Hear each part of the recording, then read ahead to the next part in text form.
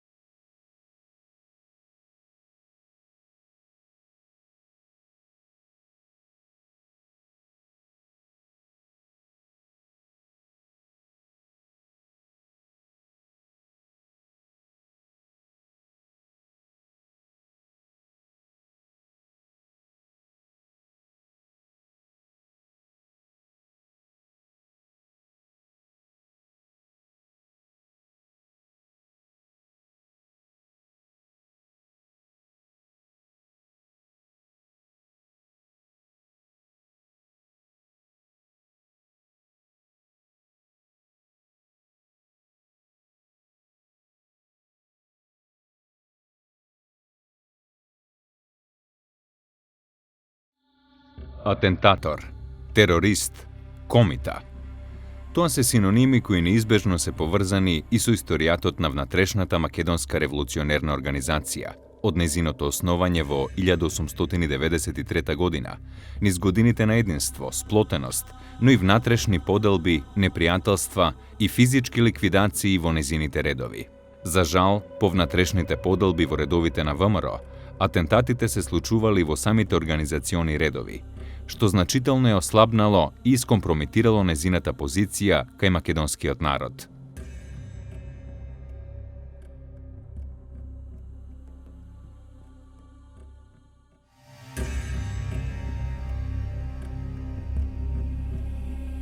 Внатрешните пресметки помеѓу спротивставените струи и фракции во ВМРО започнале да се зголемуваат по убиството на членот на Централниот комитет на ВМРО Александар Протогеров. Уште од 6-тиот конгрес на ВМРО, кога постоела внатрешна привидна компактност и единство, новиот член на Централниот комитет Иван Михајлов се обидувал да надвладее во организацијата и да ја наметне својата волја и одлуки како решавачки во понатамошниот развој на оваа македонска организација. За съжаление, в македонското национално-освободително движение винаги има някакви разцепления и борби. Дали е между вътрешната ВМРО и Върховния македоно-одрински комитет, дали е вече вътре в МОРО, както е на две групи, така наречената левица Яне Сандански, Чернопеев, Георче Петров, Перетошев, или така наречената десница. То не са верни те заглавия, но така са влезли в литературата. Там Христо Матов, Борис Арафов, Иван Гарванов, и се стига до там, че 1907 година Яне Сандански изпраща Тодор Паница да екзекутира Борис Арафов, Иван Гарванов и Христо Матов. Успява първите двама да ликвидира, т.е. разцеплението вече е така с кръв подпечатано. И от тук нататък почти винаги има разцепление и последното разцепление е 1928 година на така наречения ВМРО. То вече не е ВМРО, е само ВМРО на Иван Михайлов и ВМРО протогеровисти. Протогеров, кој бил во поодминати години, бил свесен дека неговата моќ е во залез и затоа се обидувал да се опкружи со приврзаници и членови кои ќе го поддржуваат. По убиството на Тодор Александров во врвовите на внатрешната македонска револуционерна организација на некој начин започнала една борба за превземање на раководството, односно на раководната функција на ВМРО. Тука се амбицирал младиот Иван Михајлов, кој што околу себе привлекувал луѓе од средините на ВМРО кои што пред се по возраст биле помлади, наспроти другото крило кое што почнало полека нели да се издвојува како една посебна струја, предводено од Александар Протогеров. Околу Протогеров останале оние интелектуални средини кои што биле со подолг стаж во внатрешната македонска револуционерна организација и можеби и оние кои што биле и вклучени и во масонското движење. На некој начин по оваа линија тие не го прифаќале атентаторскиот начин на делување на внатрешната македонска револуционерна организација, кој што од страна пак на Иван Михајлов се повеќе бил практикуван, се повеќе бил потенциран како еден основен метод. На страната на Михајлов застанале помладите членови на организацијата, кои ја поддржувале неговата ориентација кон засилени атентаторски и терористички акции, но и поголема поврзаност со политиката на бугарската влада. Но дури и во таква ситуација на подвоеност и неединство, Александар Протогеров воопшто не се сомневал дека неговиот помлад колега во Централниот комитет ќе преземе активности и планови кои ќе бидат во правец на негова ликвидација. Во предвечерието на 7-миот конгрес на ВМРО било повеќе од јасно дека двете струи во организацијата не можат да действуваат заедно и расцепот бил очигледен. Приврзаниците на Протогеров веќе имале јасна цел да оформат посебна организација со посебен централен комитет, но со истото име – ВМРО. Всичко започва с убийството на генерал Александър Протогеров, генерал от българската армия, по заповед на Иван Михайлов. Причините са междуличностни, те са генерационни, единият е на 30 години, другия на 60 години. Те не могат да работят заедно. Другата причина е, че имат тактически разминавания. Как да се развива борбата в Македония? Иван Михайлов иска с динамитни атентати, т.е. тероризъм, а генерал Александър Протогеров, той е привърженик на старото движение с чети, което е отживяло времето си всъщност. Амбициозниот Иван Михајлов, сакајки да си ги расчисти сметките, значи со овие моќни, пред се интелектуално моќни сили во ВМРО, значи под изговор најчесто дека се виновници за смртта на Тодор Александров, тоа било основниот изговор и за скоро сите атентати што Иван Михајлов ги организирал и позади кои што стоел. Првин ќе посегне по животот на Александар Протогеров. Иван Михайлов обвинява генерал Протогеров, който му е другар в Централния комитет на ВМРО, че е участник в убийството на Тодор Александров, което не е доказано и до днес. И заповядва неговата екзекуция. Така хората, които са против Иван Михайлов като личност, тъй като той е много вожд, лидер, иска да бъде лидер и той да ръководи всичко, се обявяват срещу него. Това са така наречените протогеровисти, Перо Шанданов, Лев Главинчев, Георги Баждаров, всички те са от Македония, но живеят в България. Те пък обвиняват Иван Михайлов, че не спазва устава на ВМРО, който е още стария устав на ВМОР.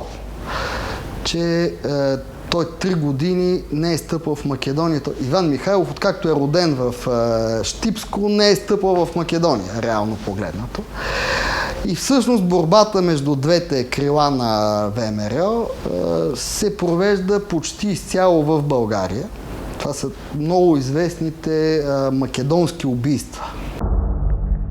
На 7 јули 1928 година, во доцните вечерни часови, Александар Протогеров, во придружба на само еден телохранител, Атанас Гоцев, бавно и прилично слободно се движел по улицата Екзарх Јосиф во Софија. Во темните агли на улицата се криеле и чекале атентаторите на Иван Михајлов. Софија била разбудена и вознемирена од револверските истрели на Димитар Стефанов, Димитар Ѓузданов и Нанчо Витларов, кои биле фатални по животите на Протогеров и неговиот телохранител. Веднаш по атентатот, приврзаниците на Иван Михајлов низ цела Софија распространиле илјадници поштенски картици на кои се гледала фотографија на Александар Протогеров со Алеко Василев Пашата и Ѓорги Атанасов, со што индиректно се сакало да се докаже дека членот на Централниот комитет на ВМРО учествувал во подготовките за убиството на Тодор Александров. Убиството на Александар Протогеров силно одекнало во бугарското општество и во круговите на македонското револуционерно движење. Неговата ликвидација ги засегнала не само македонските организации, туку и бугарските војни кругови, затоа што Протогеров бил и бугарски генерал. Во погребната поворка имало стотици луѓе, од кои познати личности од бугарскиот општествено-политички живот. На опелото и погребната церемонија на Протогеров учествувале 20 свештеници, а говор одржал и митрополитот Стефан, кој што повикал да престанат убиствата и атентатите и да престане да се пролева крвта на македонските револуционери, повикувајќи се на една од 10 Божји заповеди – не убивај.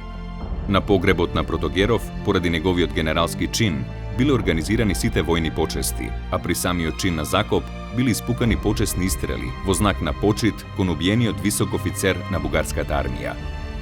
На гробот на Протогеров исто така зборувал и бугарскиот генерал Иван Шкојнов, кој повикувал да престане крвопролевањето и да се пронајдат виновниците кои го подготвувале и спровале атентатот. Неприсуството на генералот Вълков на погребот веднаш било искористено за да се посочи дека овој бугарски генерал во спрега со бугарската влада на Андреј Љапчев и ВМРО на Михајлов учествувал во ликвидацијата на Александар Протогеров.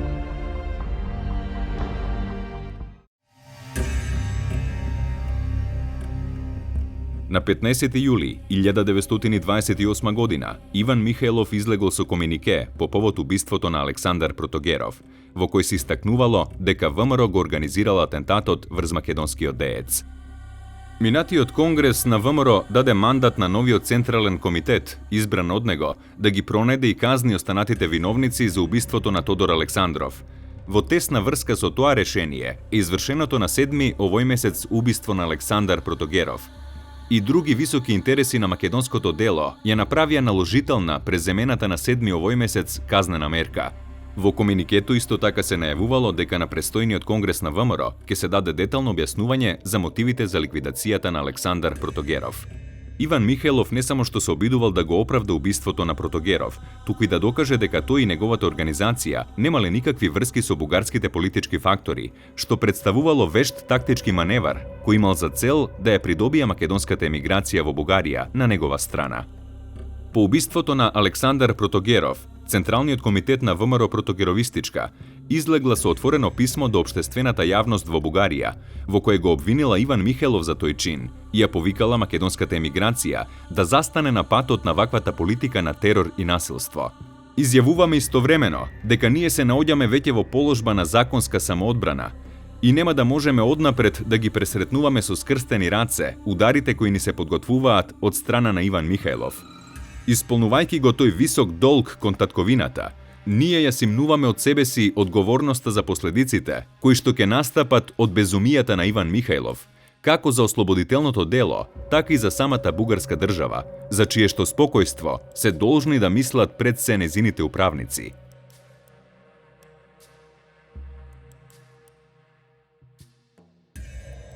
Ова отворено писмо представувало вовед во новите крвопролевања и воопшто не ги намалило разликите помеѓу спротивставените македонски организации. На убиството на Александар Протогеров реагирале и интелектуалци, новинари, писатели од странство, кои ја познавале генезата на македонското прашање. На 14 јули 1928 година, со отворено писмо до Иван Михајлов, се обратил рускиот новинар Неманов, кој застанал во одбрана на протогеровистите и го обвинил членот на Централниот комитет на ВМРО дека е директно виновен за убиството на Александар Протогеров, поради што го повикал да се повлече од раководството на македонското револуционерно движење, за да се избегнат трагичните последици кои според Неманов ги предизвикал токму Михајлов. Ако навистина ви е скапо, не вашето честолюбие и желбата да играте улога, и ако ве раководат интересите на македонското дело, и ако ви е скапо и блиско ослободувањето на Македонија и достоинството на организацијата, помислете на моето писмо и послушајте ме. Излезете од Централниот комитет и отстранете се од раководството на организацијата. Објавете сам дека не сакајки да падне ни најмала сенка на организацијата, вие доброволно се отстранувате од раководството и ги предавате вашите функции во други раце, и дека чекате конгрес кој што ќе го разгледа вашето дело. Мојата совест и совеста на целото европско општествено мислење не ќе може да се помери со мислата дека на чело на такво велико дело може да остане човек кој што ги извалкал рацете со крвта на својот соборец, другар по дело, може би виновен, а може би невин, но во секој случај неисправен дури и пред револуционерен суд. Ваквите остри зборови на Неманов ги делеле и поголем дел општественици од Европа, кои добро го познавале македонското револуционерно движење и кои се ставиле во одбрана на послабите во вооружените пресметки, протогеровистите. Но Михеловистичката ВМРО, преку своите пропагандни активности, успевала да создаде впечаток пред дипломатските представништва во Бугарија, дека таа е организацијата која се борела за слободата на Македонија, а дека протогеровистите биле продолжение на бугарската политика по македонското прашање. Како главен аргумент за тоа, Михеловистите постојано го нагласувале фактот дека Протогеров имал воен чин генерал, кој го добил од високите бугарски воени кругови. Уште на 25. јули 1928 година продолжиле ликвидациите на членови на протогеровистичката ВМРО, при што биле убиени војводите Димитар Димашев и Пандо Струмички. Во текот на есента 1928 година атентаторите се преселиле на Софиските улици, при што неретко страдале и невини жртви, случајни минувачи. На 12. октомври, околу 19 часот, во близина на софискиот кафе бар Феникс, имало голема концентрација на атентатори на ВМРО од двете спротивставени организации. На една маса во барот седели и разговарале двајцата протогеровисти Петар Трајков и Крстан Поп Тодоров, додека во еден момент пред нив ненадејно се појавил михеловистот Асен Спасов, кој во движење започнал да пука од својот парабелум во нивен правец. Во таква ситуација Трајков и Поп Тодоров биле ранети и кога се чинело дека со следните истрели ќе бидат усмртени, револверот на Спасов се закочил. Додека михеловистичкиот атентатор се обидувал да го извади вториот револвер, ранетите протогеровисти започнале да пукаат кон него во обид да се заштитат. Настанала општа престрелка во која се вклучили и други атентатори од спротивставените организации. Откако завршила вооружената престрелка, била констатирана смртта на михеловистот Асен Спасов, додека имало и 6 ранети, меѓу кои и турскиот воен аташе Керим Бей.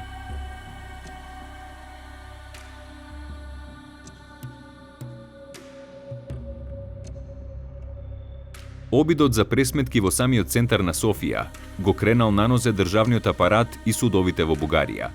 Поради стравот на владата во Софија дека е можна осуда од европското јавно мислење, случајот од пред кафе барот Феникс бил ставен на приоритетна листа на бугарските судови. Откако ги разгледал внимателно сите околности и докази, апелациониот суд донел одлука според која убиството на михеловистот Асен Спасов го прогласила за акт на самоодбрана, а обвинетите протогеровисти Крстан Поп Тодоров, Петар Трајков и уште двајца биле пуштени на слобода. Ваквата пресуда на бугарското судство имала за цел да покаже дека бугарската власт немала намера да се меша во внатрешните пресметки во македонското револуционерно движење и да зазема страна. Но тоа било само привидно. На 21. ноември 1928 година со 4 куршуми бил застрелан председателот на Охридското братство Наум Белев, инаку протогеровист по определба. По неколку дена бугарската полиција го апсила Иван Малинов, кој дури и бил препознаен од другарот на Белев, Климент Наумов, и бил посочен како извршител на делото, но поради недостаток на докази бил ослободен и обвинението против него било повлечено. Обикновено практиката е в подобни организации, които са паравоенни, протокриминални формированија, е полицијата да инфилтрира своји структури. Тук става обратно. ВМРО инфилтрира своји хора в полицијата. Не инфилтрира, тя назначава всъщност за дирекция на полицията свой активист Пане Бичев, назначават с протекцијата на Тодор Александров за полицейски началници в Софија и в редица големи градове, хора, които са близки на организацията.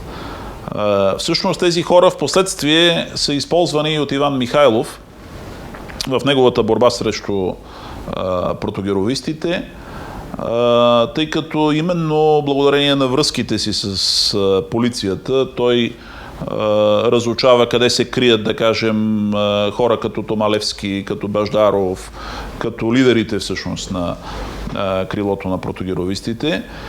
И именно с така при пасивното бездействие така на полицията стават възможни и тези политически убийства, които стават в София и в Пловдив и във Варна, на практика във всички български големи градове.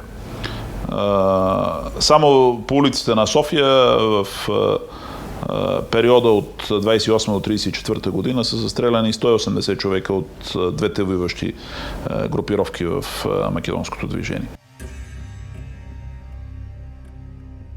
Во 1929 година се засилил притисокот на михеловистите врз протогеровистичката ВМРО, особено врз нејзиното раководство. Атентаторите на Иван Михајлов во чекор го следеле Георги Баждаров, поранешен член на задграничното представништво и еден од главните идеолози на ВМРО протогеровистичка.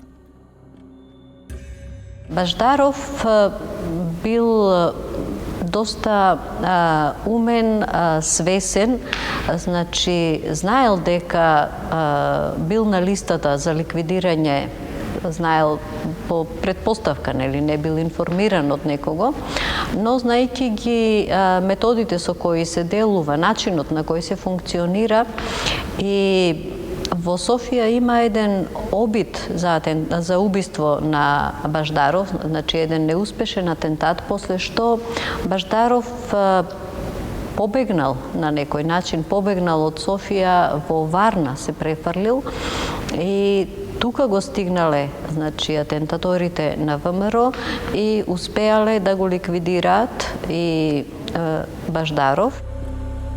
По убиството на Баждаров, никој во ВМРО протогеровистичка не се чувствувал безбеден и сигурен на ниту едно место.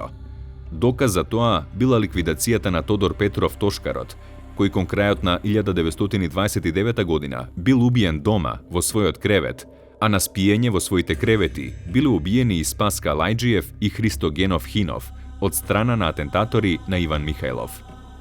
Раководството на ВМРО протогеровистичка по овие напади и ликвидации било принудено да преземе уште поригорозни мерки за безбедност и да премине во целосни легала.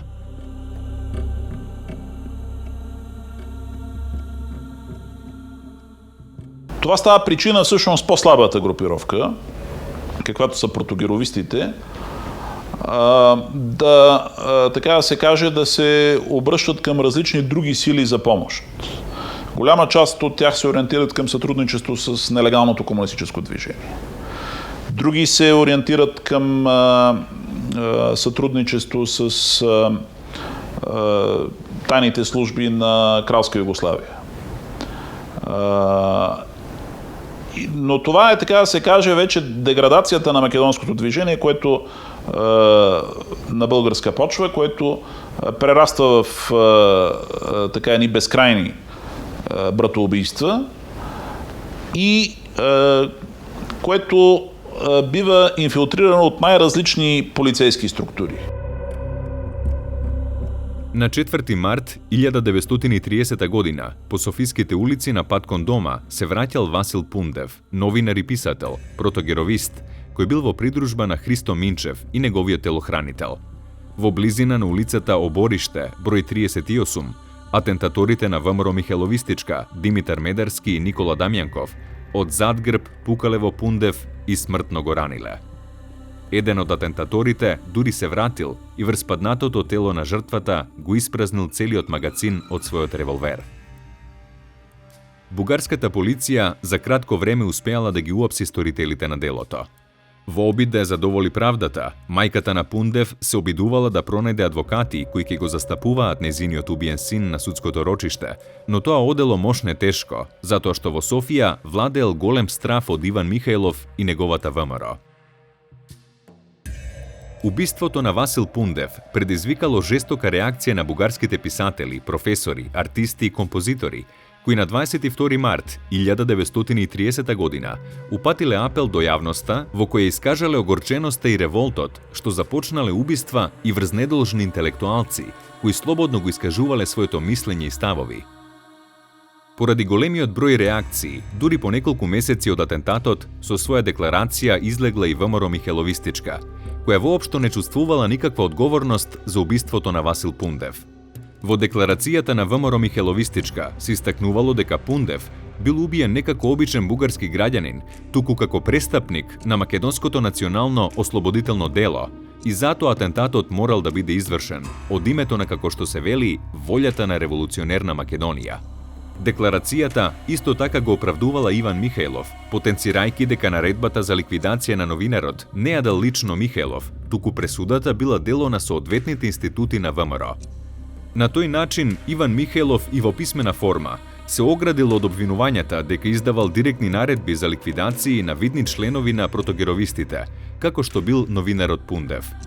Но и покрај ваквата писмена реакција, очигледно било дека Иван Михајлов не само што имал увид во изрекувањето на смртните казни, туку главно лично ги изрекувал и потврдувал. Кон крајот на 1930 година се стегал обрачот околу раководството на ВМРО Протогеровистичка. Наум Томалевски, еден од раководителите на протогеровистичката ВМРО, веќе подолго време бил потенцијална мета на атентаторите на ВМРО Михајловистичка.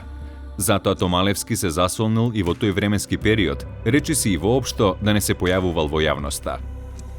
Доверливата задача за извршување на ликвидацијата, Иван Михајлов му ја доверил на еден од најискусните атентатори на ВМРО, Владо Черноземски. На ред дојшол и Наум Томалевски од раководните сили на протогеровистичката ВМРО, кој што исто така во следната година после Баждаров, значи ќе биде убиен во дворот на својот дом. Томалевски на некој начин го очекувал атентатот врз себе, бил дури предупредуван, се трудел да го обезбеди својот дом, во кој што новороденото негово синче на денот кога навршувало 40 дена од неговото раѓање и по некој традиционален обичај требало да се засади дрво во дворот на куќата за среќата, нели, на новороденчето. Родителскиот инстинкт бил толку многу силен што Томалевски излегол во дворот и сакал сам да го засади тоа символично дрво за неговиот син.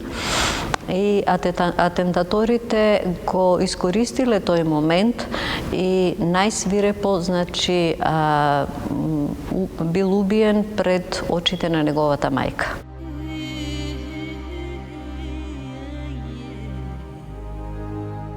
Чинот на раѓањето на синот, кој требало да биде свечен чин, се претворил во семејна трагедија. Веднаш по извршениот атентат, Черноземски и Манов со трчање напуштиле куќата и ги фрлиле своите пушки. На улицата сосема случајно, атентаторите ги сретнал Васил Настев, телохранителот на протогеровистот Георги Кулишев, при што настанала оружена престрелка во која бил убиен Настев, а атентаторите го продолжиле своето бегство. Пукотниците во центарот на градот ја покренале бугарската полиција, која се обидувала да ги пресретне атентаторите. Во престрелката, што се развила со прогонувачите, бил погоден Андреј Манов, додека Владо Черноземски, откако увидел дека е невозможно бегство, се предал. Во 8-миот полициски участок во Софија било спроведено кратко испитување на Черноземски, кој ладнокрвно го признал делото и дури прашал дали Томалевски им подлегнал на раните. Ранетиот Андреј Манов во затворската келија, оставен без лекарска помош, починал од здобиените рани во текот на ноќта. На погребот на Наум Томалевски повторно излегле илјадници македонци од Софија, а на повиците за одмазда од неговите соборци, неговата мајка тивко изјавувала да не се повикува на тоа. По известно време бугарските судски органи подготвувале судски процес против атентаторот на Томалевски Владо Черноземски. Во сите своји искази, Черноземски тврдел дека ги исполнувал наредбите на Централниот комитет на ВМРО и дека ликвидацијата не била негова лична желба. Согласно истражната постапка, Софискиот окружен суд на 24 април 1931 година го прогласил Владо Черноземски за виновен по однос на атентатот врз Наум Томалевски и му изрекол казна доживотен затвор. Со таквата пресуда, протогеровистите и дел од бугарското општествено милје помислиле дека правдата била задоволена. Но по кратко време, Владо Черноземски на 23 мај 1931 година поднел жалба до апелацискиот суд во која повторно се повикувал на ригорозните правила и смртните казни кои ВМРО како и легална организација ги изрекувала врз луѓе кои биле осудени од неа. Очигледно било дека ВМРО Михеловистичка имала огромно влијание и во бугарскиот судски систем, а во корист на таквата теза оди и амнестијата која Владо Черноземски ја добил од истиот тој правен систем, кој пред кратко време му пресудил доживотен затвор. На 5 јануари 1932 година Владо Черноземски бил пуштен на слобода. Ваквиот развој на настаните ги ставил во подредена ситуација членовите на ВМРО Протогеровистичка. Дел од незиниот раководен кадар започнал да размислува да се повлече од активно учество во македонското револуционерно движење. Соочени со притисоци и опасност по нивните животи и безбедноста на нивните семејства, по писмен пат со изјави од активно учество во секаква револуционерна дејност, се повлекле Георги Поп Христов и Кирил Прличев. Со тоа ВМРО Протогеровистичка изгубила дел од своето раководство. Но теророт врз протогеровистите продолжил и во 1933 година. Според една статија во весникот Нови дни од декември 1934 година, по налог на ВМРО Михеловистичка, само во 1932 и првата половина од 33 година биле убиени над 60 луѓе, од кои повеќето биле припадници на протогеровистичката ВМРО. Со тоа фактички во меѓусебните физички ликвидации, ВМРО Протогеровистичка претрпела големи човечки загуби, кои предизвикале таа да биде поразена од страна на Михеловистите. Македонските братоубиства престанале во 1934 година, кога со закон владата на Кимон Ѓорѓиев ја забранила легалната работа и функционирање на сите македонски организации во Бугарија. Това, че Обединена независима Македонија се превршта се повеќе во фикција. Тези хора престават да бъдат революционери и от двете страни се превръщат в терористи. При това изключително безмилостни към хора, с които доскоро са работили заедно. Обикновено така се хвърля вината върху Иван Михайлов преди всичко. Без съмнение тя е огромна, но не бива да се подценява и другата страна, която не пропуска момент да пристъпи към физическа ликвидация на хора, които са свързани с Михайлов, но заедно с това са с хора, които са изцяло в легалния спектър. Хора като, да кажем, издателя на вестник Македония Симеон Евтимов, например. И редица други. Така че вината е на двете страни. И двете страни не са в състояние да, така да се каже, да оценят променилата си ситуация. Периодот 1928-1934 година е еден од најмрачните периоди во македонската историја. ВМРО Протогеровистичка била далеку послаба и финансиски и со човечки потенцијал, па затоа била поразена во крвавите меѓусебни физички ликвидации. Тешко е да се утврди вистинската бројка на незините загинати припадници, но со сигурност таа се броела на стотици и тоа за многу краток временски период. Атентатите врз протогеровистите ги организирала ВМРО Михеловистичка.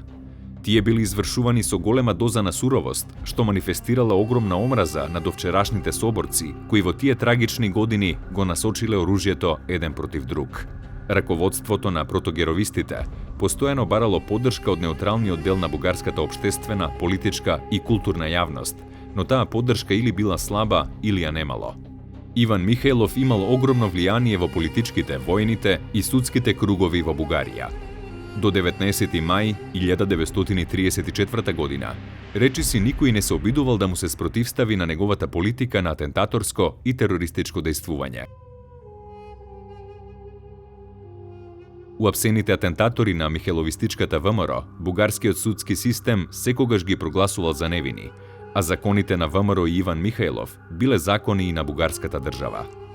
Во една таква ситуација, пресметката помеѓу двете македонски организации завршила со победа на Михајловистичката ВМРО за сметка на протогеровистите, но последиците биле многу далекусежни. Пораз претрпела македонската кауза и македонското револуционерно движење.